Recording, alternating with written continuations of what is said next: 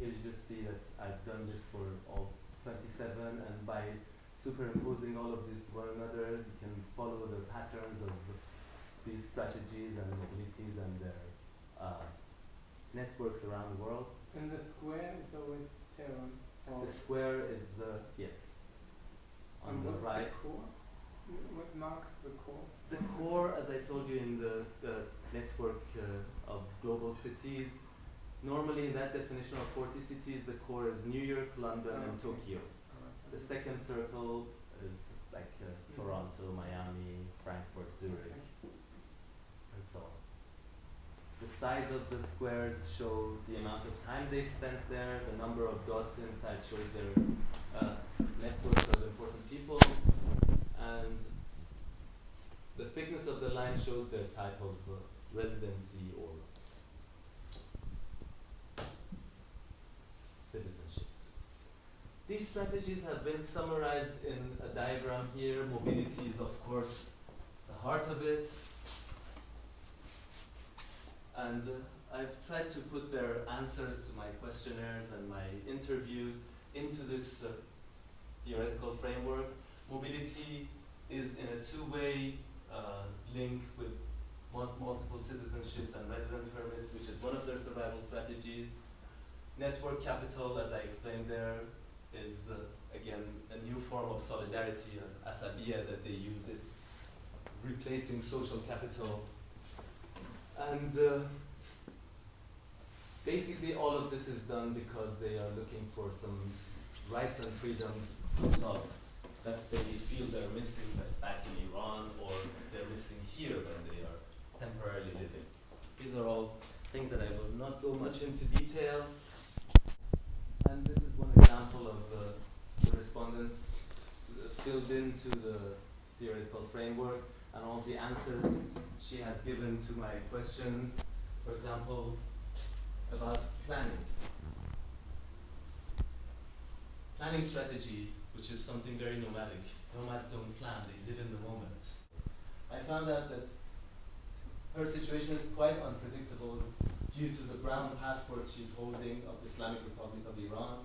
The political situation changes every day, so people's reaction towards it changes. This is a situation that, if you see nomadism as a way of dealing with unpredictability and instability, it still shows that lots of their strategies are nomadic. But let's get out of all this complicated theoretical things.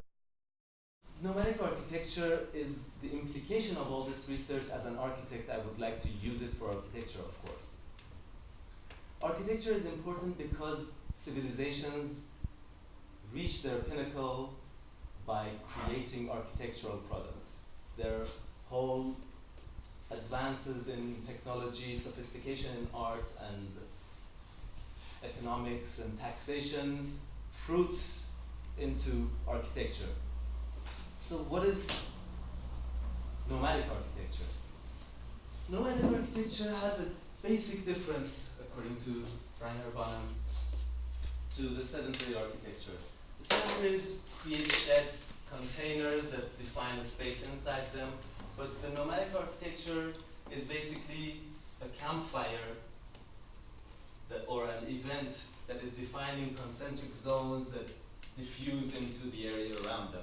It's not necessarily about the shed or the container you build around the event. It's the event that is important. So this is a much more concept, I believe, in nomadic architecture than mobility. We'll look into examples later on to see. This is a nomadic tent school among the Qashqai in Iran. This was invented, let's say, about 50, 60 years ago in Iran. The primary school migrates with the nomads and provides them with modern education. Later on, for secondary school and high school and university, they have to go to cities, so it's not totally innocent in its program. They only learn the official language, Persian, and are not allowed to speak their own tribal languages, Turkic or Luri or Kurdish. But the architecture here, we're just talking about architecture right now, you can see the event is what is defining the space. The walls of the tent has been rolled up, but still the event is gathering people around it. It's very much like the campfire concept. This is one of the participatory meetings of the NGO I worked with, trying to establish new tribal official groups and advocate their rights. But the yurt, which is a northern style of architecture, a dome shaped covered with felt, very close to Mongolian, has now been extended because the event has been a bit larger. They had to let more people inside. So it's really not about the shed, it's about the event, basically. That's what I'm arguing here. Here you can see a Qashqai black tent with goat hair, and it shows how flexible the boundaries are. In summer they open it up, during the day stainless shade. This is again a Qashqai meeting, one of those participatory meetings with another tribe, one of the largest tribes in Iran. It's basically a tribal confederacy. And a basic tent for dwelling can be extended in a modular way to house so many people, and later after the meeting they just disassemble it and get rid of it. It's all about the event. Also, the black tent, the fabric that you see around it is very see-through. It lets the breeze go through for ventilation. Even during summer when you sit inside it, you can see easily what's happening outside when you sleep in it. It's normally using black goat hair. You can count the stars when you sleep in the tent. But what is important again is that this frame shelter is an intelligent material, because when it's cold and when it's humid, goat hair becomes thicker and all those holes close off and it doesn't let the water and air through. So how do they use it? The women of each tent hole do it themselves. Although nowadays they do less and less every day, and they buy the white canvas fabric from the market. But still the ones who have it from the past or who are really ready to work on it live a more luxurious life. But another concept in nomadic architecture is continuous redesign of the space.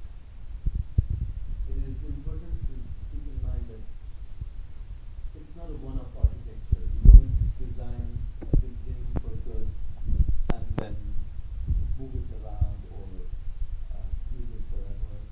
It always changes shape, and every hour of the day, every month of the year, you have to change not only your location but also the shape of the space.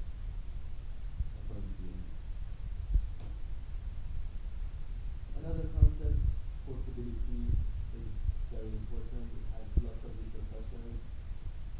That's why nomadic societies don't tend to accumulate, whereas cities are places for accumulation, and capitalism basically can only happen there. And the whole household utensils, the tent, everything has to be transported.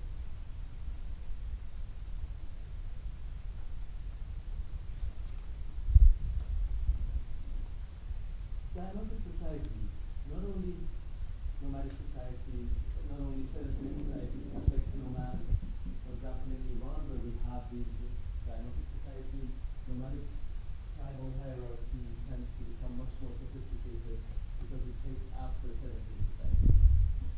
We have very large tribes that have a common leader, then 6 or 7 tribes that join one another, unite, and create a confederacy, and be able to deal with central government.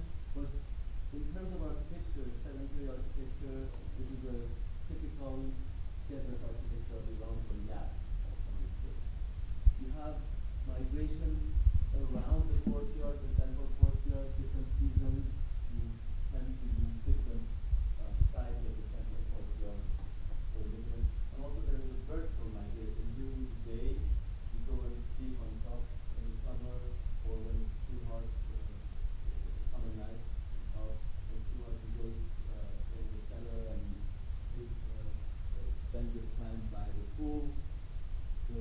you live in cold, and the rest using the wind power in number 3.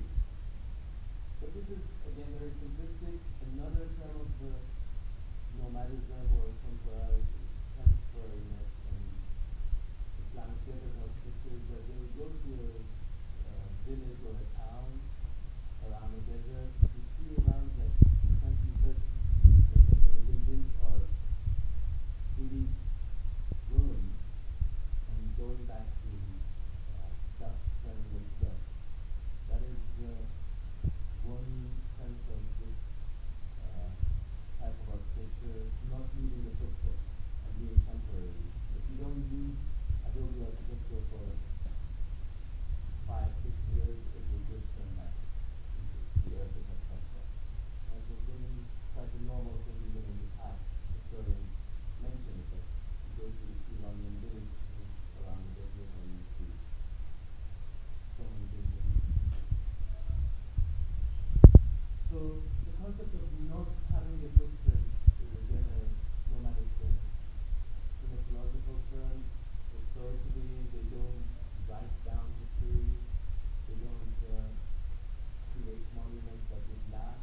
That's why we don't know much about the history of nomadism. And geographically also, you're going to see them on the land. They draw a line and after a while it's erased,